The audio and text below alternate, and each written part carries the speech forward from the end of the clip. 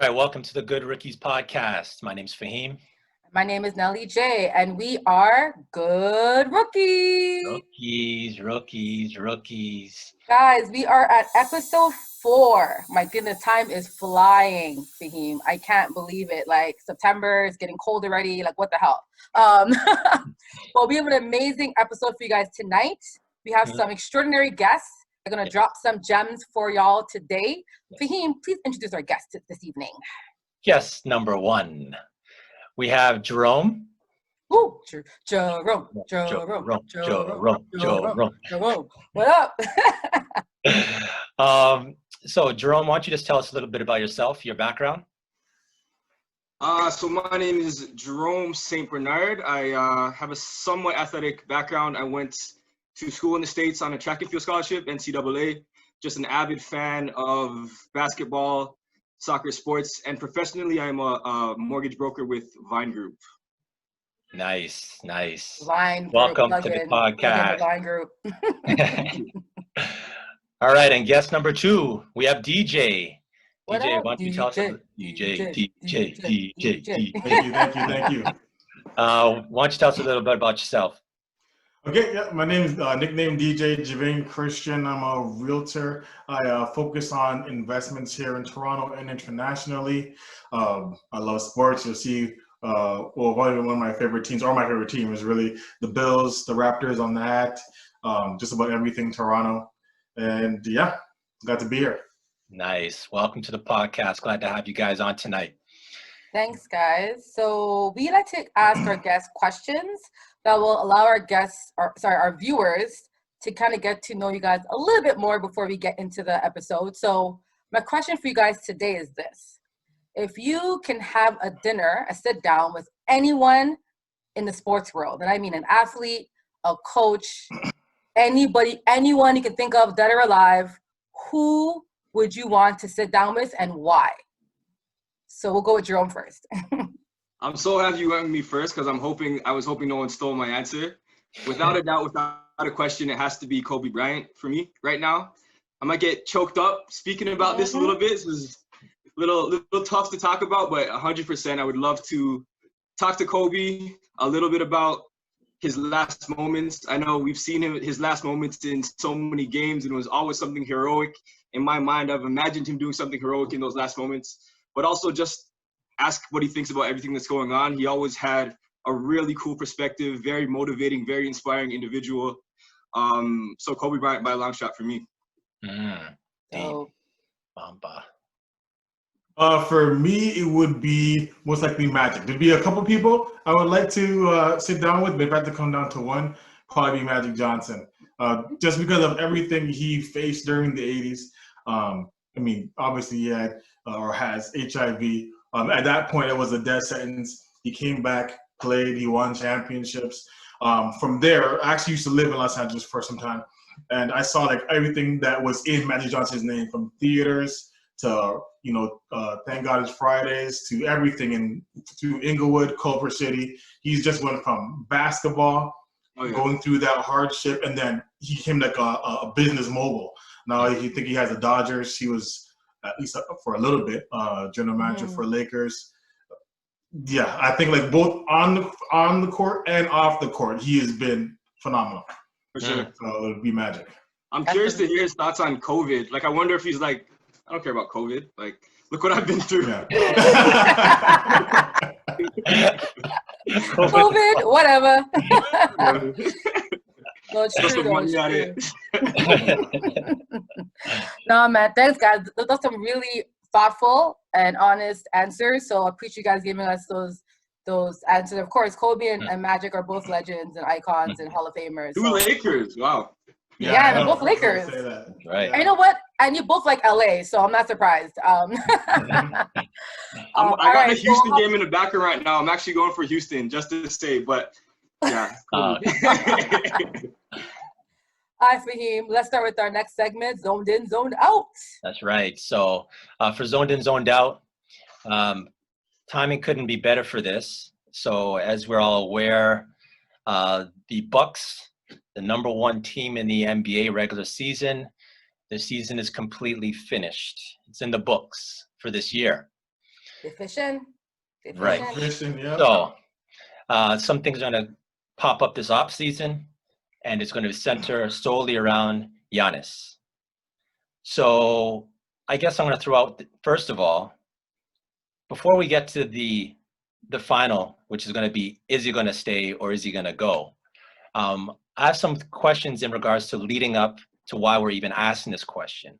First one is, as you're aware, early in the season, early in the series, Giannis was asked about guarding Jimmy Butler. And he said he listens to what his coach says. So that's why he didn't guard Jimmy Butler, even though he's the defensive player of the year. So just want to get your feedback in regards to, are you zoned in or zoned out about him being the defensive player of the year and not guarding the other team's best player in crunch time? So I have a mixed feelings about this, because for me, I want Giannis to be like a bit more aggressive. I feel like most GOATs like Kobe, MJ, like try to take him off the court or not do something. They're cussing the coach. They're like, yo, coach, I'm the best player. I want to guard him. Like, I play basketball. I remember when I got mad at a player scoring on me, I want to lock her down. Like, I'm not like good as back down. So for me as an athlete, be thinking about other GOATs and other MVPs, I find it very strange that Giannis isn't telling the coach what to do. Like LeBron, Harden, they boss coaches around all the time. You know what I'm saying? And I feel like Giannis is on the level of MVP, right? So it's like, why is he accepting what I get it, you want to be obedient, but there's times where you have to take a step and say, I can do this. Let me get at him. Especially when like they beat you 3 games in a row. Like they're getting smashed. So I guess my thoughts is, I feel like he should have guard Jimmy Butler. My opinion was he should have stepped up to the plate. However, I'm not sure if Giannis, if he got smoked, because Giannis plays really good weak side defense. Like, he's not really the guy to like lock down defenders, right? I mean, offensive players. So I'm just saying that if I was Giannis and I'm MVP and I'm the depoy of like of the year, I'm guarding the best player. That's just how I would handle it. So I was zoned out of Giannis with that question. I thought it was whack. I hear what you're saying, and I completely agree. It's interesting you brought up like James Harden and the LeBrons. I actually hate player coaches. Like, I feel like coaches coach, players play, and I understand that Giannis really wants to be that respectful, I'm a good for the team type of guy. Like, even when he was asked that question in the interview, he was kind of mad. He's like, why would you ask that? I did what coach needed me to do. That being said, I think 100% it was the wrong move, and I think it's on the coach. I think even if he didn't want to do that, maybe he should have approached Giannis, knowing he's this good player, and said, do you want to step up to this challenge?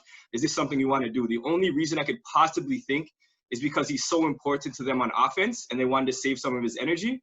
But the way that Jimmy Butler was going off the first 2 games, that was the series.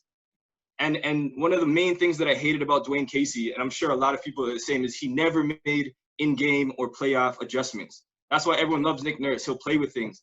I feel like the minute you saw Jimmy Butler carving up your team, you stick Giannis on him. So I'm gonna say that's why they lost the series, and I'm gonna blame that on the coach, not too much on Giannis. Mm-hmm. What I would have loved to see, I would have. Yeah, I would actually blame it on Giannis, but I think it all has to do with the type of player that you are. Kind of like what Janelle said. I think that he's just not that kind of player yet. He hasn't really grown into that. Like the people you mentioned before, Harden and James, they've been in the league like a little bit longer, and they've been that guy a little bit longer. Giannis has been in the league since 2013, but like he's now becoming, like a major all-star. So maybe he's just not there yet, realizing who he is. So MVP, I think that was 2 times. Yeah, it's true. It's true. But you see, like, from his answer, player of the year. I know, but number you one see from team his answer, in the league, like yeah. I get it, but it's been 7 years, DJ. Like, how much longer do we wait for Giannis to step up and be like, I want a ring, like I want to win? Like, I feel like his will, I don't know, it's weird. Like, he has all the skill sets. He's an amazing player. Let me ask you this question. No, I agree. Let me ask you guys this question. If Nick Nurse is the coach, does he make that switch? Yeah, Nick Nurse would. I think he would for a few possessions. He would, not the entire game, not man to man, but a few possessions. And if it worked, he'd roll with it. Yes. I think doing it for the entire game would be a mistake. Yes, of course. And down the stretch, because if you look at, I actually went back and looked at Giannis's how many times he got to the line. First game he went to the line 13 times. The next game he went to the line 19 times. You don't want your star offensive player guarding somebody who's going to the line 19 times in the game, right? So maybe at the end of the stretch, yeah. But the whole fourth quarter. Give me the whole fourth quarter. Come on. Maybe the last half of the fourth quarter, yeah. And also, they only play the last half of the fourth quarter. No, I was gonna look at maybe like the coach knows that, okay, you know what? If I actually stick Giannis on them during this point, like at the end of the game or whenever, it takes this much away from his offensive game. Yeah. And those are things you're gonna learn from doing practice after practice after practice, things you're not gonna see, or that we're not gonna see in the games, right? So with put that decision on the coach. But then the argument is, we saw Kawhi do it. Why is Kawhi? Yeah, exactly. Why is Kawhi able to do it on both ends? Because Kawhi, remember, Kawhi won. Because Kawhi. Yeah. They do it. So that's why I'm saying it's very relative. So. Yeah. I think. So I agree with everything that's been said on the floor right now. I have nothing in addition really to say because you guys covered all points. I do agree. It's on Budenholzer. I'm not going to put it on Giannis. And actually, I'm going to transition this into the next question. Next question is, will he stay in Milwaukee? Ba, ba, ba, ba, ba, ba, ba. Enough Johnny Gill. He is dipping, okay? As soon as they lost tonight, Giannis probably has the Raptors or this guy's out the door. I feel like good, but like you said about Dwayne Casey, like beaten by teams that technically should not have won, like, or beat them based on regular season stats, right? I feel like this coach does not make good adjustments. Defensively, they've made really bad calls. I don't think Giannis wants to stay. Giannis said last year that after this year, if they don't make it past to second round, he's not playing with them anymore. And I think Milwaukee's market's too small. I think Giannis, if he wants to get to the next level, he should go to a bigger market, New York, LA, Florida. Oh my God, Florida. So Florida, whatever, Miami. But I think he should go somewhere else to elevate his game. I think he learned all he can at Milwaukee, and his threshold has been met. So now to get to the next threshold, I think he needs a good mentor, a good veteran player to push him to the next level. So I think he's out the door tomorrow. I'm gonna agree with you there. I think he is definitely coming to the Toronto Raptors. I may be a little bit biased here, but I have justifications. I have reasoning. So I feel like he has a little bit of like the older mentality, like a little bit not this new school. Like I compare it to, like, you ever go to like a resort in Europe or like Caribbean or something, and you hear a hip hop song and it's like 10 years behind. You're like, this came out 10 years ago. I feel like that's where his mentality stuck, in a good way, where he's like the Jordans and he doesn't want to be friends. He doesn't want to team up. He's coming from out of the country. And I feel the fact that we're also out of America helps. He's going to come here. And I don't think he has the mentality where he would go to a team that just beat him. So like KD did. So I feel like he saw how KD was treated when he left and went to the team that beat him. He doesn't want to do that. The next best option for him would be the Raptors. I think he's coming to Toronto. I actually agree. I mean, I would hope he comes to Toronto. I think it'd be a long time if he does. That'd be great. Because I think that, I mean, he does. I mean, he's going to be a star player anywhere he goes. But he comes to Toronto, and I don't think it's as much on his shoulders. Obviously, he's going to be the man. But you don't have to do as much here in Toronto. You can see, like, you know, even when Kawhi was here, some points. I mean, I think like the first game of the finals, Siakam had like 30 points, right? Like, you don't have to do it every time. Sometimes Van Vliet will go off, and you know, you have other players that could kind of help out. In Milwaukee, he doesn't really have too much. He has Middleton, and the other guys are okay, but I mean, they're not as many stars. Like, you don't know, like, you have so many people that could take over. So I think that'll probably be the best move for him. I agree. I don't know if it's the best. Oh, sorry. Go ahead. No, you go. Go ahead. I heard, I was watching some analysts, and they said, well, the best move would be go to Golden State. I don't agree with that, because I feel like for anybody, the best move would be to Golden State. It has nothing to do with him personally or his preferences. It's just like, go to Golden State. So I don't know if I think Toronto is the best fit for him team-wise, similar to Milwaukee, where it's not a one-player team, it's a full team build. And I don't think he's going to be drawn to the bright lights of the American cities. So I think Toronto. Yay. So One last thing. Also, when you go to Golden State, you're kind of going into someone else's realm, right? Like that's Steph's team. You're going to be an assistant on Steph's team. Steph and Toronto, Draymond. you know, it's your team. And Draymond's enough too. So Yeah, like we'll give you it. We'll give you keys to the city. take it. so I'm going against the entire floor here. Oh, really? I started, so when Kawhi was leaving Toronto, I was with a friend going with, okay, if Kawhi leaves, what's the Raptors' second option? So we went through the listing of free agents for this year and free agents for the next year. Mhm. So when Kawhi left, you know, I was upset about it, but I was like, you know what? At least we can go for Giannis in 2021. So and that's like a year ago. Here we are years later, and a lot has changed. And it's actually put me in a way to say, you know what? Giannis is staying in Milwaukee. Okay, watch this. His team was number 1 in the NBA, right? Giannis came from Greece, so he doesn't have the same U.S. North American bias. We all know Milwaukee is the smallest NBA market. It's like, you know, it's the size of like Pickering or like a small, like 500. It's 500,000 people. Okay, let's be real. But Milwaukee, it's home for him, right? He has a child. He has his family there, and we know he loves Milwaukee. So he doesn't come with that same bias of I need to play in the big lights. I think, especially the way he went out. This guy went out with a bad ankle and didn't get to be there with his teammates. All his teammates are going to be there next year. I find it hard to believe that Giannis is going to turn his back on people that he considers family. I really think he loves Milwaukee. And I think we're so much in this whole society of like chasing the ring, you know, like LeBron did it, KD did it. All of a sudden you're a free agent and you have to chase the bright lights. But if you look at, for instance, Damian Lillard, he was in Portland and he had options to leave Portland 4 years ago. And he's like, no, I'm staying true to the soil here and I'm staying here regardless. Giannis, he's a Hall of Famer already. He doesn't need to go and chase a ring for his legacy. So but I he wants think, a ring though, Faheem. He wants one. He wants a ring. Understand, last year. He's 25 years old and he's in his prime. Mm-hmm. Even if he signs for the Supermax of 5 years, he's going to be 30 years old.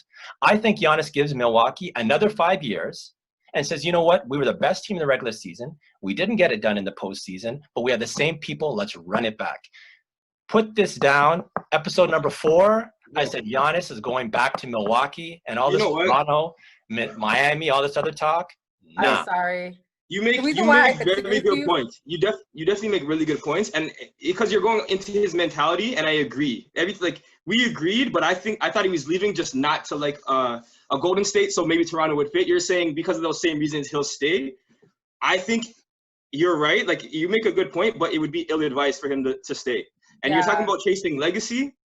He's gonna be his own. He's gonna have a legacy regardless, just like you're saying. But if he wants to compare to the greats, you kind of have to ring chase at this point. Damian Lillard's never going to be LeBron. Donovan Mitchell's never going to be Steph. Never, but Giannis, you know what I mean? Like, I agree with what you're saying, but here's where I disagree. You don't have to ring chase at this point. He's 25 years old. At 30, he's still in his prime. So even if he gives Milwaukee another 5 years and they don't get it done, and he says I'm free on the market, Giannis at 30 is going to be a dangerous player, possibly a better player than he is today at 25. But when did LeBron start ring chasing? At like 15? 19. He's going to start that early. At 2 months old. He had it planned out from the room. Got. Ring. Listen, That's what he's competing with. Hold up. So 2 things for him, right? 2 things. First of all, Giannis, when he won MVP last year, what did he say? He's like, I don't give a damn about this MVP and these damn awards. I want a ring. He made it very clear that he's chasing a ring. Like Giannis, I get it. He likes Milwaukee, but last year he said, guys, I don't care about accolades. Yes, we're all friends, but guess what? I want to win a championship. Period. So because of that statement he made last year, to me, it's like if Milwaukee keeps losing like this, being embarrassed, not like they almost got swept, but being embarrassed like this the last couple of years, I feel like Giannis needs to go somewhere else to grow. He has done all he They could need at to make Milwaukee. changes. Yeah. I think the threshold for his development is now here. Like, what else can Milwaukee give him? And I think if he goes to like under Masai, which he loves, by the way, and also players in the bubble even tweeted about Giannis they're saying that in the bubble, Giannis has made it very clear that he's into Toronto and Miami. Like, he's made it very clear. So it's speculation. He's actually said this to people already. You know what I mean? Well, we don't know if he said this. This is people speculating, because I've also seen tweets, people saying, "Oh, you don't want to raise your family in Milwaukee." Okay, well, that's you. This is not Giannis. You can't speak on behalf of Giannis. And one other thing, other players are saying that though, like other NBA players. Well, who are these players? They got to put a name to it for. They did. Like, sorry, I'll get the name, but on Twitter, they said like Toronto, like they say Miami, like they're actually saying this in a bubble. No, I understand they're saying it, but is this coming from Giannis? Are they saying Giannis told us while we're in the cafeteria that if we don't win this year, we're leaving? No, they're not saying Woj that. said it. I mean, Woj. Woj said it, so I don't know. The only change I think Milwaukee's making this year might be their coach. They might say, hey, you know what? Listen, that's what I was going to say. They got to make changes. That coach has to go. I've never seen a coach look so nervous for like 40 minutes. Like, he just always looks uncomfortable. Right. But my question to you, Faheem, is Milwaukee's now in a position where it's like, do we wait a year and risk losing him for nothing? Or do we trade him at the start of the season for anything? Right? But this is something they have to consider too. But it's not a gamble. Left like that before. It's not a gamble at this point, because remember, they still have to. They have to offer him the supermax.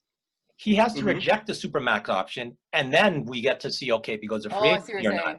You get what I'm saying? So we're going to find out very shortly if he takes that supermax or not. I'm going with, he's taking the supermax, he's taking the money, he's staying in Milwaukee, and then possibly they make a change, where they make a personnel change, they make a coach change, they make some change, but he's staying. That's not smart. That's not good business.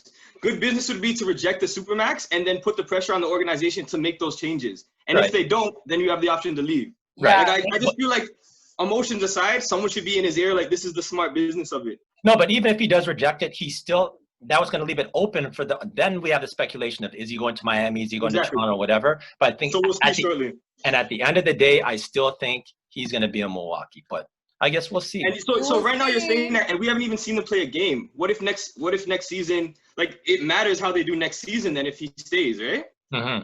Or you're saying regardless?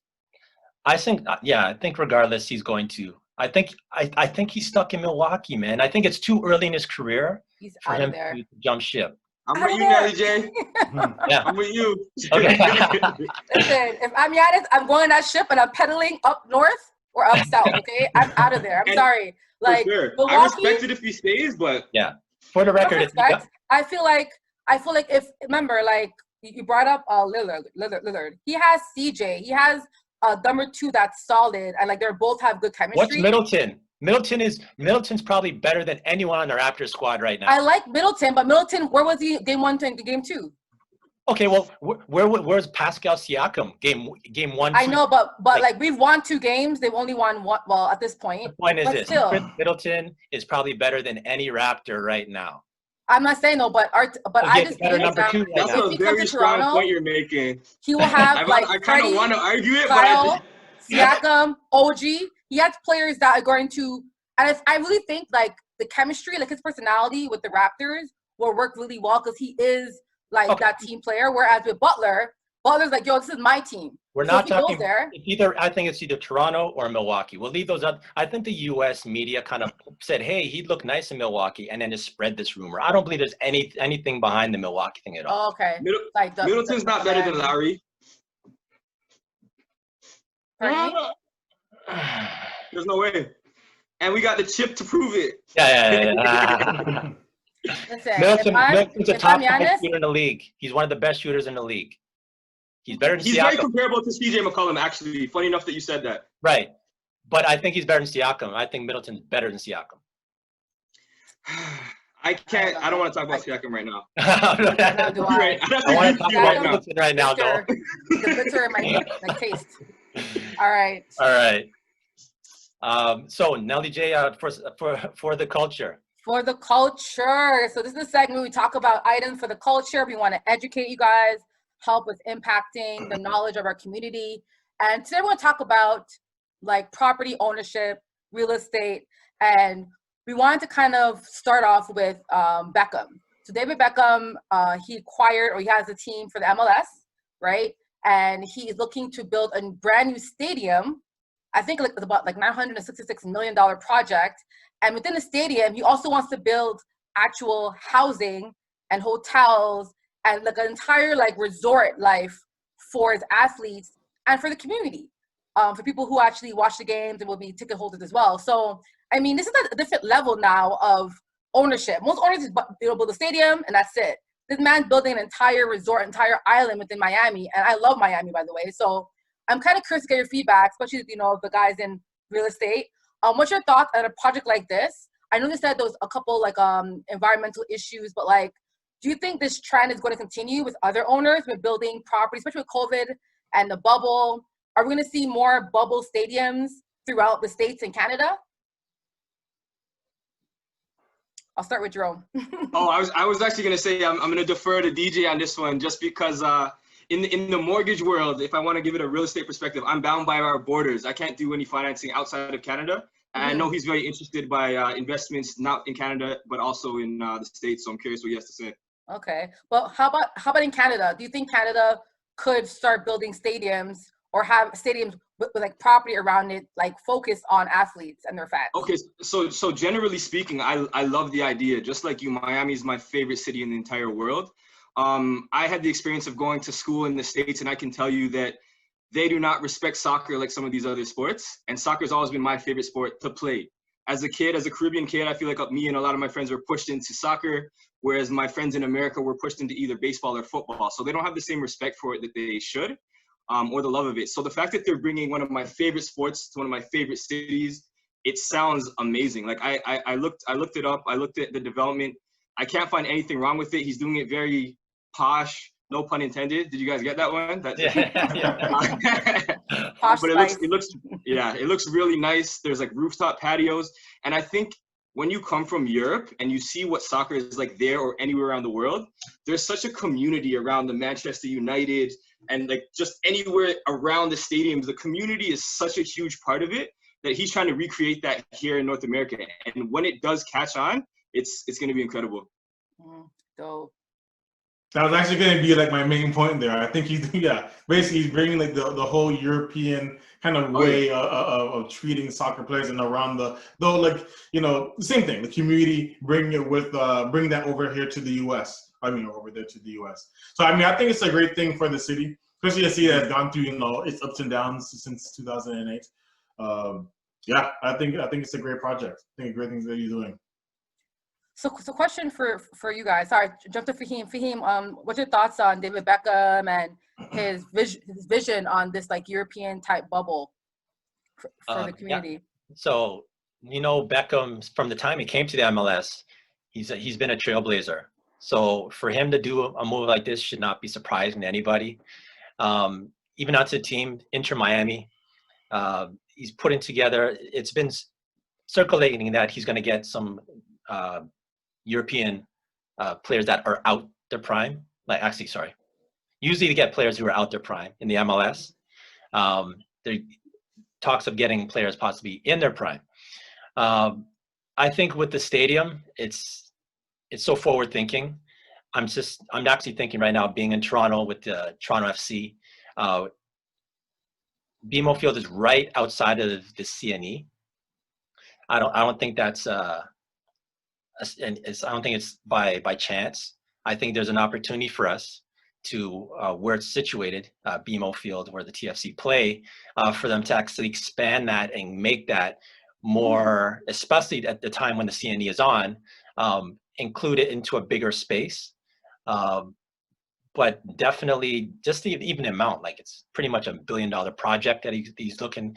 He is having problems, as we've been reading, in regards to soil quality and you know, like environmental issues of pulling on such a big project.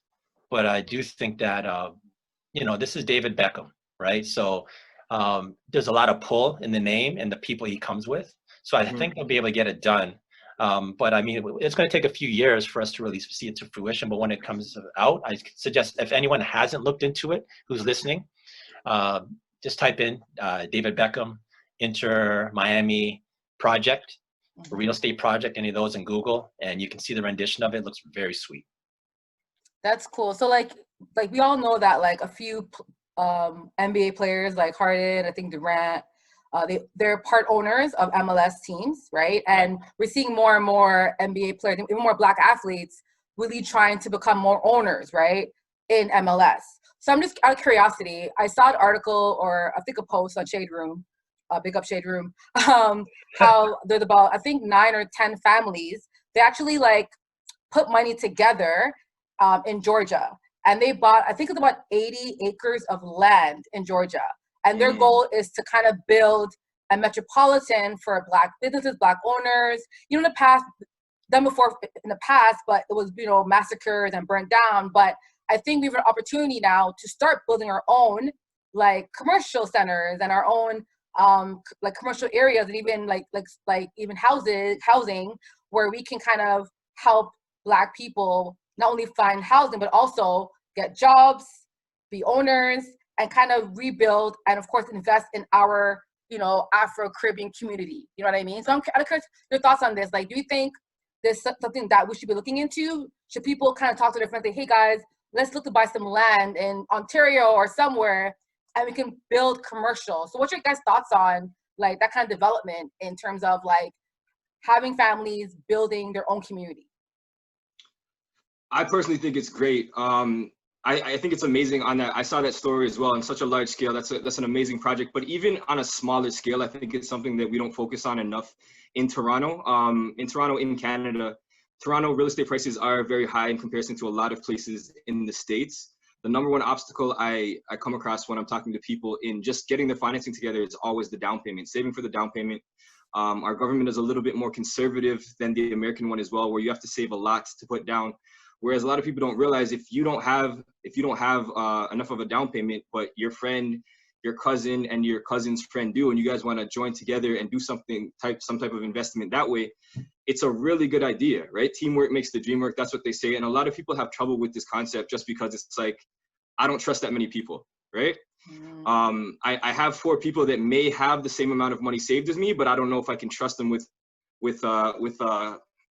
this amount of money, right? So what I would say to that is you have to research the project, plan it out, and really the details are going to be in the paperwork. We're going to have lawyers looking over any type of contract you sign, and it's going to say exactly how much your share is, the potential to buy out a partner if you want to sell, or if you want to walk away. It's all in the paperwork, and I think people don't realize that you are taken care of and covered for if you want to take on one of these investment opportunities with your friend, your mom, your auntie, and you guys want to buy something and maybe do a flip.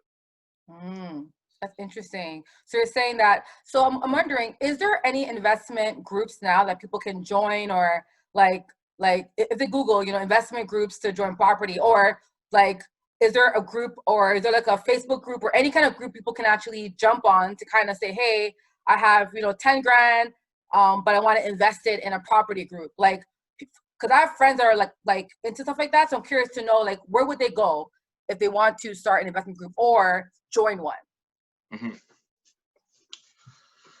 I would say, I mean, for something like that, it would be good to do with the people that you know, right? That you know, I say start with your family and then go around there. I mean, there are in like, let's say like what's called syndicated mortgages that you could join, where you just have like a piece of, like I say, like a tall like apartment building or something of the sort. I've done those before too. Those you could do, but there is probably more profit to be made if you're a bigger owner. And let's say a project that you're doing with, you know, you and like 5 of your family members are doing this, something like what you were saying in Georgia. So, I mean, I'd recommend doing that. And also, I also want to push, especially our Black community, to first, I mean, start small, but let's try to get home ownership first. So that's a problem that we have. I mean, it's not trying to, like, a lot of times we're trying to make this big play, but we don't own the home we live in yet. So let's start there, and then let's move on to, you know, the bigger steps. So the question for you guys, like, I feel like people have this fear about home ownership, and I'm like, what's the best practices for someone who's a first-time buyer, what would you say the top 3 mistakes people make, and what are things that you think they should look into when looking to buy a home? Because you said Toronto is very expensive, and most people who aren't in homes are either singles or they, you know, their spouse don't have enough funding, like you said, like money for down payment. So what's some stuff they can take to try to become homeowners in the GTA? The first thing I would say is just to make a plan, right? I'm sure we're all former athletes, and you don't just go to the game. You practice, and then you go to the game. You need to do the paperwork, do your due diligence, sit down with a professional like myself or with DJ, and someone that's really willing to just take the time to plan it out with you and is not just chasing a check. I also advise you to work with a mortgage broker as against going directly into the bank. The bank's only going to give you whatever product they have for sale, versus a mortgage broker like myself can give you various different options and kind of work with you and hold your hand. A lot of people that go to the bank and they want to make changes 2-3 years down the line, you go back and that person you were speaking to has moved positions. They're no longer there. You don't want that, right? You want someone that's going to be there when you want to renew, when you want to call. And then I would also say ego gets in the way of a lot of people, a lot of first-time home buyers. And I say that again because Canada is very conservative. We have a stress test that makes our purchasing power a little bit lower than it should be, in my opinion. And a lot of people are going to need a co-signer to get their foot in the door. I know a lot of independent professionals my age that get their first or second job, and it's a really good job, and they're making like, I don't know, 70,000, amazing salary, but the house they want, they still can't afford it, right? And it's like, you're in a position, you know you can cover your bills. If you have someone potentially that's willing to co-sign, we can get them to co-sign, get your foot in the door for 1 term. After the term, and you're able to carry that loan by yourself, we can take them off. I know it's a hard conversation. Everyone wants to be independent. No one wants to ask any family members. But if the option's there, you are setting yourself up for the future by taking it. That's Nice. good advice. Yeah. DJ, like, what's your thoughts on like best practices and steps? Some of it, I would say, you have to be aggressive, and almost like what Jomo was saying with the ego check, you got to do that too. So I mean, you have to be. I mean, when you look at some of the 1-bedroom units that we have here in Toronto, right, condo downtown, let's say we're going for around $2,200, right, for a 1-bedroom unit. But let's just say for math's sake, it's $2,000. $2,000. Let's say if you somehow forego that, either rent cheaply or let's say move in with family and you maybe live for free for a certain time. In 2 years, you would have saved, what is that, $48,000, and then you could start on the path to home ownership rather than trying to rent for $2,000, save above that, and try to chase the market. Because I'll tell you this, that is a losing game in Toronto. In other places, it's different. Chasing the market, I've heard about that. In our city, that's a losing game. So, I mean, if you look at the August numbers, August to August, prices went up by 20%, right? 20.1% to be exact. So that same house you saw for, let's say, $500,000 is now $600,000. So unless you were able to save an extra $100,000 in the last year, you're falling behind, right? So be aggressive. Like, I was in India in March, and you'll see people, like 8 people living like the size of a kitchen that we have here, right? And they're human, just like me and you, right? You can make the sacrifice. You would say, oh, I don't want to live with families, 2 packs in there, whatever.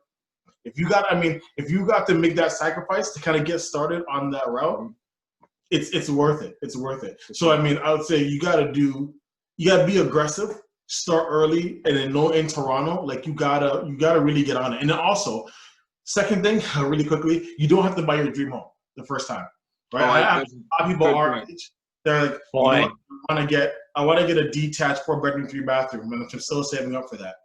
Now, the people that are getting hurt the most in our market are first-time home buyers. Move-up buyers are not as bad because the market went up 20%. Your wealth went up 20%, right? If you're a first-time home buyer, the market went up 20%, and you didn't earn 20% more, right? Yeah. You're just where you're at. And even if you did, you're not earning enough for the housing prices. So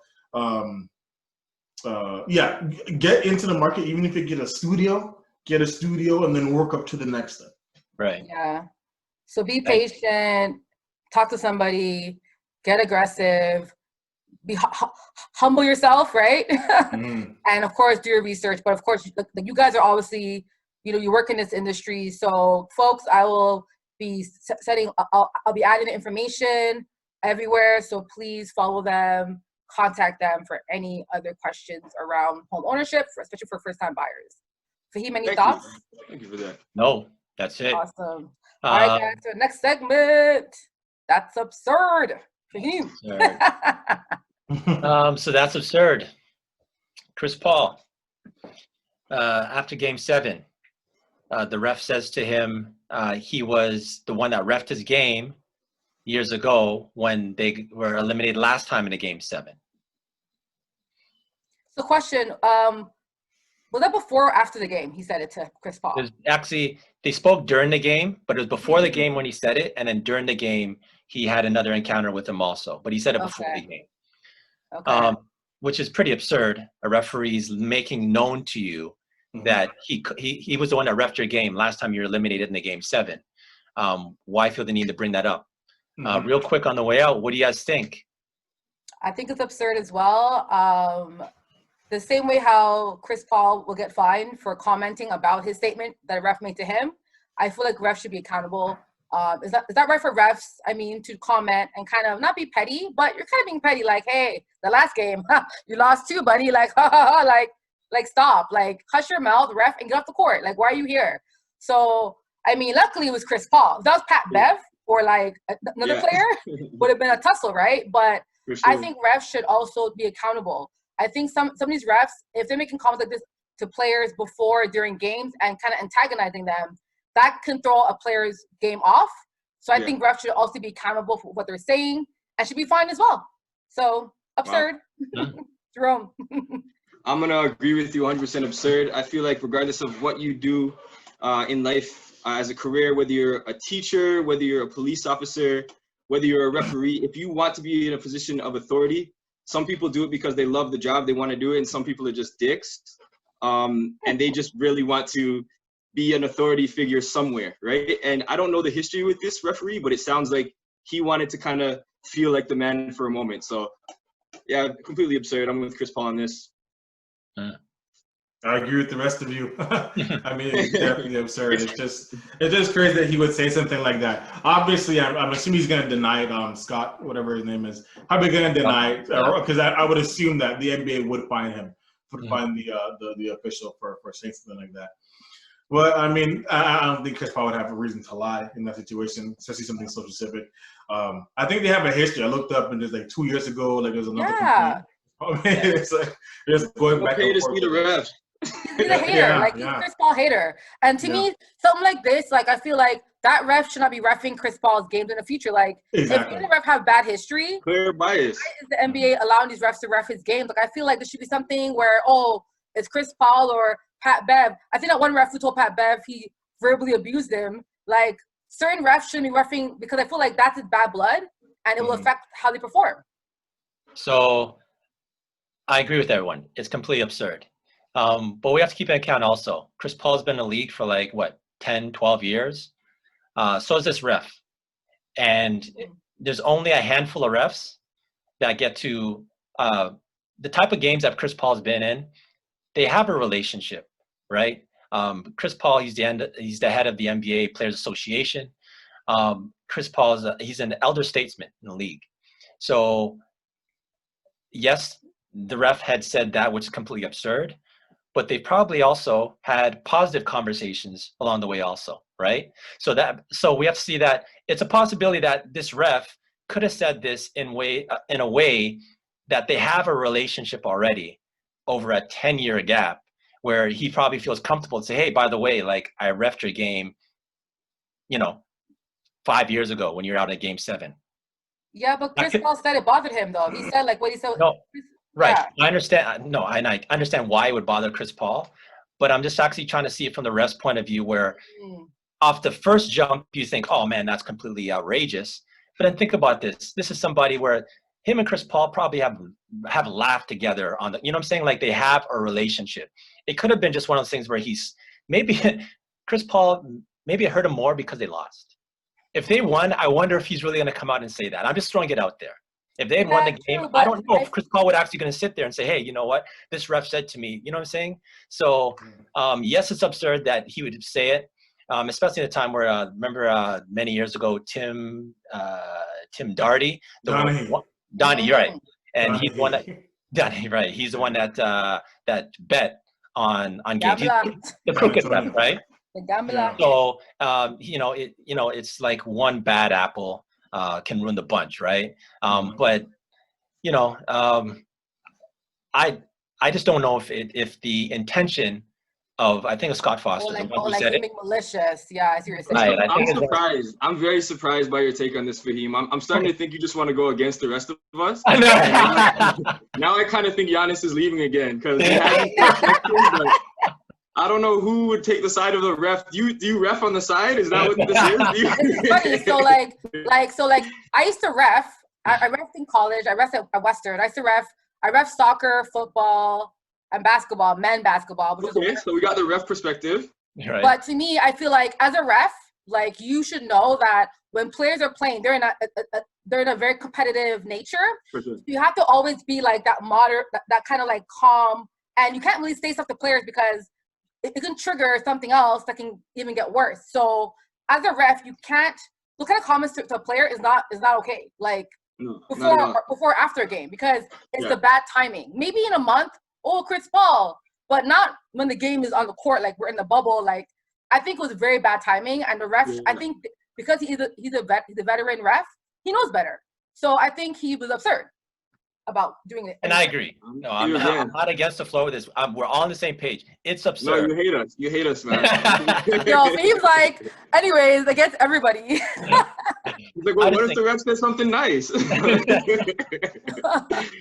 Oh, man. So we're wrapping it up. Our last absurd comment, quick responses on this. Urlacher made a comment that, Brett Favre, when his father passed away, right, Faheem? His father passed away. He was able to, play and still throw 3 to 4 touchdowns and, win a game. So he doesn't understand why these players nowadays gotta boycott games. Like, I don't understand this. So what's your thoughts on his statement, him speaking up about this? And do you think it's absurd that he's commenting or kind of comparing police brutality that happens more and more, this especially 2020 COVID versus Brett Favre and losing his parents, his dad? So Jerome, want to go first? I thought it was very inappropriate. I feel like I don't think he knew the context of what he was discussing, pretty much. I didn't follow the story too closely, so I'm gonna leave it there. But it just rubs you the wrong way, right? I don't even know if he knew that it would do that to people when he said it. What do you guys think? DJ. Yeah, I think that I think it's a little bit of just straight unintelligence for the most part. Now, these things don't, I can't remember what it's called, but these things don't really compare, right?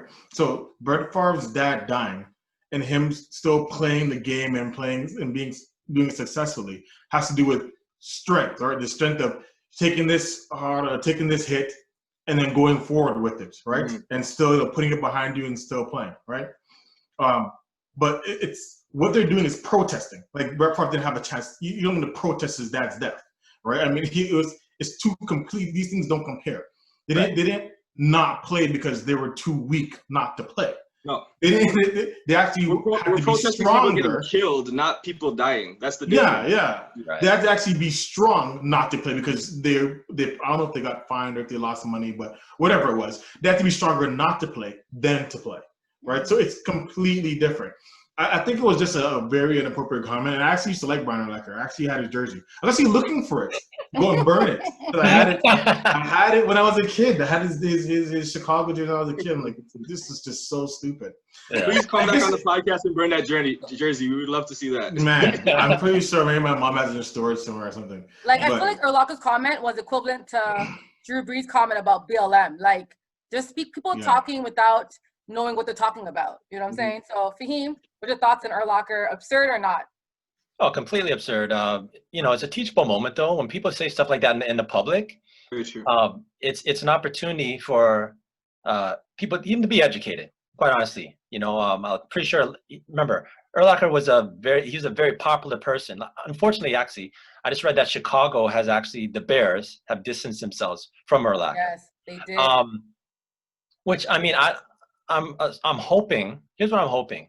Urlacher was a very prominent Bears player. I'm hoping someone from the organization would have reached out to him first, explain to him, and give him a chance to, take it back eventually, but educate him on the situation.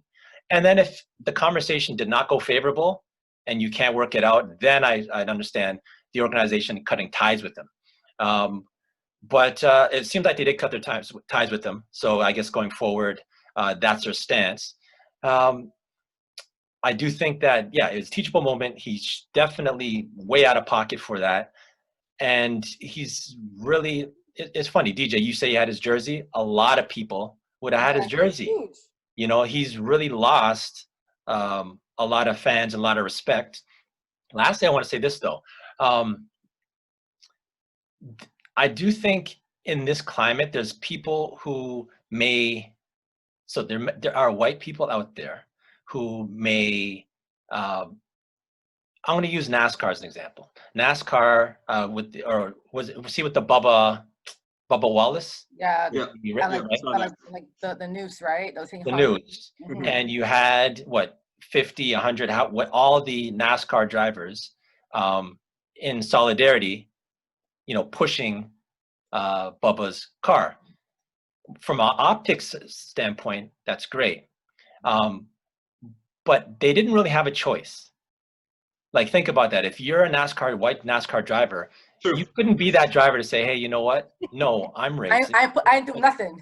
Like when I go home to my family, my wife, I use the N-word. So I'm not gonna, you know what I'm saying? Like it's pretty much it's like a herd mentality where you have to. And if you don't, you'll be shamed for not doing it. The NHL's late response to the boycott. Right. Yeah. So I Did you hear what the president said about that, by the way? No. So after they found out that it was not what we thought it was initially, one of his crazy tweets was, "Are you going to apologize to all the people you made walk behind your car?" This is Oh yes, I President remember of the that United States. now. Let's not go down a Trump rabbit hole right now. Oh my God. But yeah, no. I do think that with Urlacher, that's definitely, like I said, it just comes down to a teachable moment. I'm glad it's there because it's out there and it creates conversation for people to know that if that is what they're thinking, this is repercussions for that type of thinking in today's climate. Yeah. One quick point. Yes. I think that's very important. Not making an excuse for anyone on is being taken the wrong way. But I think that when we look at them, I don't even think Urlacher's racist. I just think he's just uneducated. I think it was an unintelligent comment. And I feel like you're just not aware, right? So when we look at these guys like Urlacher or say Drew Brees, right, that have been around black people their whole lives, we only see like what a Donald Trump kind of white person would be, like a person that's never had a black friend, right? Mm-hmm. Imagine what they're thinking, because these guys are the white people that are with black people all the time, and that's how they still don't get it. So the people that are far Trump and Trump supporters and everybody else, can you imagine how far we have to really go to really get this out? Get there. I mean, yeah, it's showing us how far we are from the world understanding the struggle that black people are going through. Great point. Yeah, it's gonna take like I think we'll take everyone's we're all responsible to kind of get conversations going about this. I had a guy, I was downtown, this white guy came up to me and he's like, what's your thoughts on like BLM and the boycott? And I was like, thank you. Like I spoke to him and I'm like, you know what? I don't mind you asking me questions because that means that you actually want to know how I feel and you want to have a conversation around it. So I think we have to be a little bit compassionate, but also call out the racists when they are being racist, but also be compassionate. It's a bit of both. Like it's really hard at this time because it's like, are you being racist or are you just dumb? Like I have to decipher, but it's hard to know that until you talk to them further. Right. And then you can kind of get to your conclusion of, what is it because they're just unintelligent or uneducated, or is it because they just are racist and they're Trump supporters and they don't care about black people? So, yeah. All right. So that was episode 4. That was so dope. Thanks, guys. Good job, guys. Thanks. That was so much fun. Yeah, that was great. That was great. All right. So any shout outs on the way out? I'll go first for my shout outs. Okay. My first shout out is to our guests, DJ Jerome. Thanks for hopping on. Jerome, your team's playing and you're on here, so I appreciate the love. No, I gotta go. I know, like, appreciate the real talk. DJ, we both were like, yes, I'm on it. Thanks for being on here, being real, keeping it 100. We appreciate that. My second shout out is to Remy Ma, who is now the CEO of her own record label, the first and only female rapper to own her own record label. That is huge. So Wow. shout out to Remy Ma. Nice. Yes. Nice. Any shout outs, Jerome? Big ups. Mm-hmm. Come back to me. Okay, DJ. Yeah, I never really planned anything, but I say shout out to the Raptors for putting up a good fight in regards to this whole sports thing. Shout out to the Raptors. You know, I mean, although they got slammed, last game, but them and all my that's about it right now. Okay. I couldn't think of who to shout out either, man. I just listen, I answered every question until I had to shout people out. An athlete, it could be a family member, it could be anything, anyone. Just a shout out. It could be like your own business. Out my wonderful siblings and my man them out there. Yes, big up the man them. Big up. And hold up, Jerome. Your boy's also an artist. What's his name again? Soca artist, your friend. Oh, Miguel Maestre. Yes. Had a new song. Oh, that's a great shout out right now. So one of my friends is heavy into the soca thing, just dropped a song called Breakaway, I believe a week ago. So you can get that on Spotify. Oh, I'm really podcasting now. You guys can get that on Spotify. Miguel Maestre, Breakaway. Nice. I got you, Jerome. I got you. Thank you. All right, so that was a good one. My shout out is to our guests tonight, Jerome and DJ. I just wanted to give you the floor real quick. Where can people find you? For me, go ahead. Yeah, go ahead. Okay, so for me, you can go to javane.com. Hopefully, you have to put it somewhere. It's very difficult, but it's DJUVAYNE.com. You can find me there. And luckily, because my name is so unique, you can find me Instagram at Javane, Facebook just Javane, and just about anything you put Javane, and I'm the only one. So. He's the only one on the planet. How about you, Jerome? Jerome? So you can find me. My handle on Instagram is at J.ST.B. That stands for Jerome St. Bernard. You can also go to jeromestbernard.com for my website over there. Anyone that is thinking about getting into the real estate market, I can get you pre-approvals. We can just have a conversation and pre-position you, get you ready to enter the market. Pass you over to DJ, get it all done on this podcast. That's right. Look at this. We got you guys ready, prepared. That's right. All in one. Yeah, you guys combo deal right here. All right. So we got episode 4 in the books. Faheem, hold on. Faheem, your shout out, bro. Your shout out. No, my shout's to the guest this week. Sorry, to the guest. Okay, sorry. That's right. I thought that was more to you. You know, you always have an additional shout out. So. Yeah, no. All right, y'all. So episode 4. Yeah. Please thank share. Thank you so much for inviting us, by the way. Pardon me? Yeah, thanks a lot. Thank you so much for inviting us. No problem. There'll be more, guys. So we hope you guys will come back again and join us again in the future. That's our goal. But yeah, man, guys, episode 4 in the books. Please comment, share, like. I'm going to have all our guests' information, their websites, everything will be on YouTube, Spotify, everywhere. So you can find them and buy a house. Period. Yeah, so you can check us out on YouTube, Spotify, Apple Podcast app, wherever you look for your podcast, we'll be there for you.